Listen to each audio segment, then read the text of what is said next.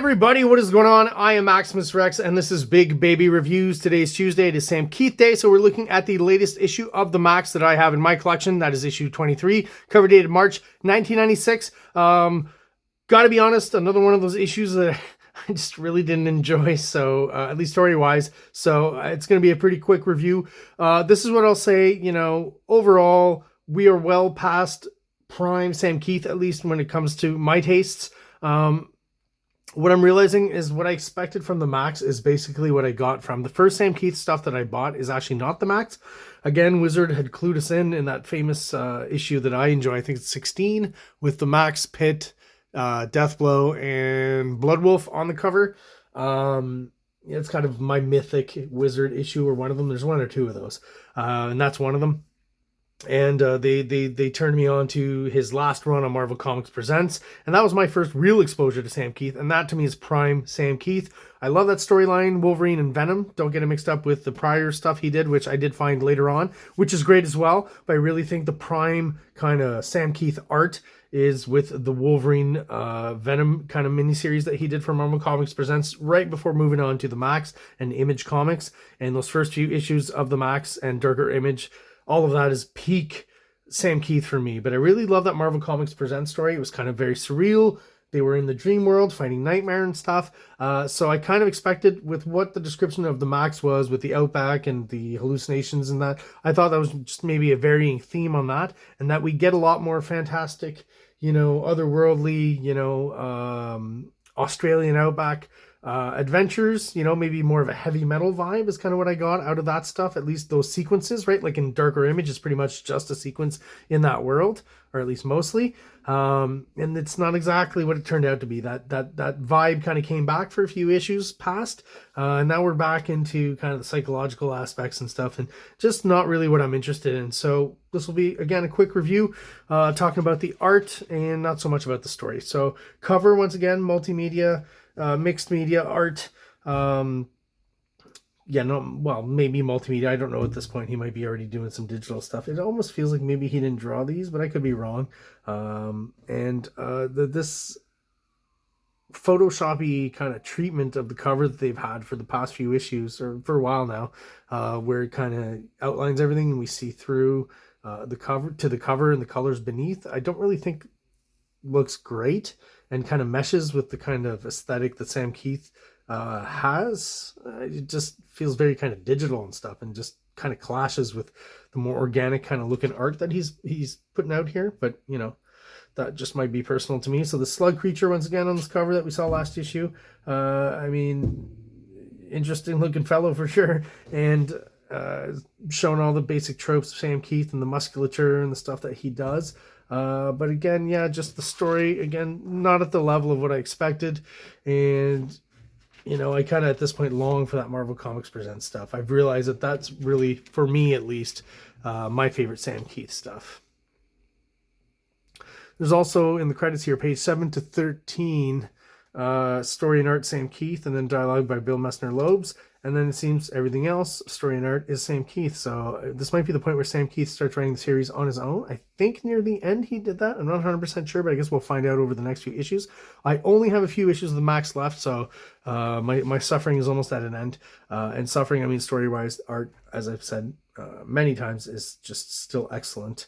And that's what I'm going to look at and appreciate on this review, mostly. So we've still got our giant but uncircumcised penis-shaped character from last issue, right? The Hood.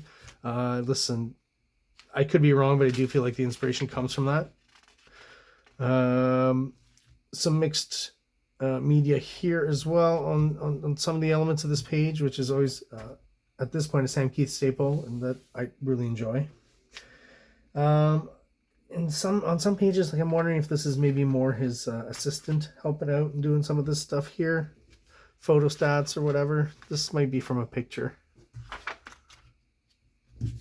I'm not quite sure what's going on here. They're camping, and there's these, they've built these kind of monolithic totems or something. I'm not quite sure. Like I said, the art is still great and evocative, but not quite sure what's going on there.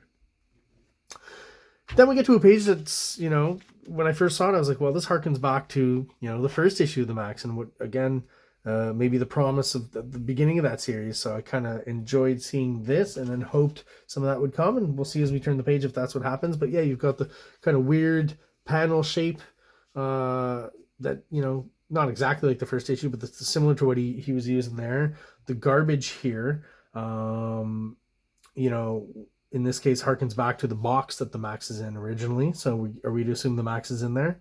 Maybe. And of course, the chungs everywhere, which I think are meant to denote like a headache or something, or pounding in his head. I like just these little plumbing tubes and elements and stuff going through. I like the textures. Background here, very evocative. Grimy, dirty. Get a lot of that in this issue, especially with Sam Keith. So yeah, so the MAXX is in there, and there's these two guys once again hassling him here, and he just kind of pops out and stabs a guy. The art's very dark here, you know, very cartoony, very quickly drawn. It's got that kind of vibe. The chungs stop at that point, so it seems like he stabbed this character. Why exactly, I'm not quite sure. And then, weirdly, as he pops out, he's undone by this other character who's got mustard, and the mustard is basically what, you know, stops him. Well, he gets hit on the head with the lid of a garbage can. And then next he's with Julie, telling her the story. And as she's a social worker, character comes in, and it's our mustard buddy from before. Cool shot of the MAXX here. Again, harkens back maybe to the beginning of the series, I think, with the texture and the look, silhouette. But yeah, other than the art, cool compositions. Still, just not really interested in the story. And then Sarah shows up, and I thought, you know, the character that we see at the beginning of this issue, that we saw last issue, was Sarah. Is this a flashback? Did Sarah get a haircut and you know, lose her glasses later on? Is that what we saw? I'm just very confused. And this character, who apparently is the mustard man, now turns out to be her dad. And he's not sitting on a bunch of mustard, but a bunch of skulls. So, yeah, I'm not quite sure. She pulls off another mask and then realizes, excuse me, first that it's Mr. Gone, and then that it's her dad. And all of a sudden, she's a little girl. So, yeah, I'm just, you know, appreciate the art, the surrealism of it all, but I'm just not really that invested in it. Once again, uncircumcised penis man. Hopefully this, you'll notice it even more. Yeah, I just don't know really what to say. I'm just going to flip through this quickly and hopefully get to the end, because really starting to not enjoy having to review these, and I'm very glad there's only a few left. You know, it's kind of like with the Mark Silvestri reviews. I've realized, you know, there's a reason I stopped those back in the day. And as much as I thought is maybe I've changed, and, you know, there are some comics I didn't like as a kid that I do enjoy now.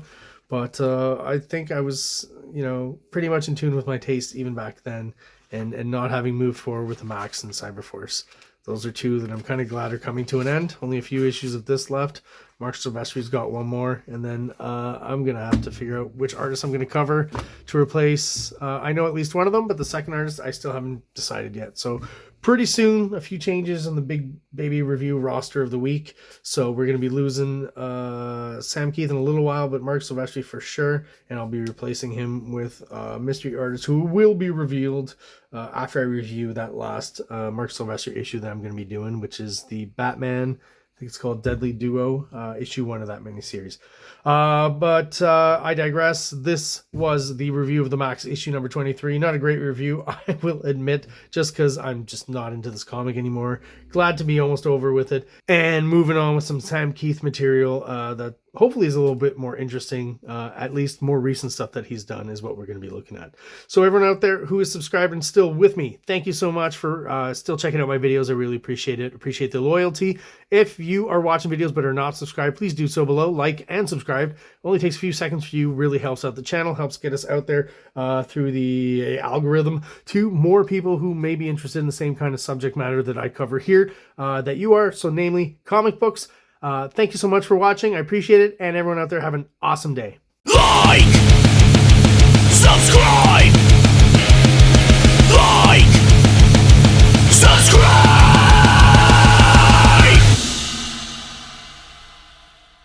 King Comics presents Big Baby, Volume 1, Issues 1 to 13, 204 pages of story and art.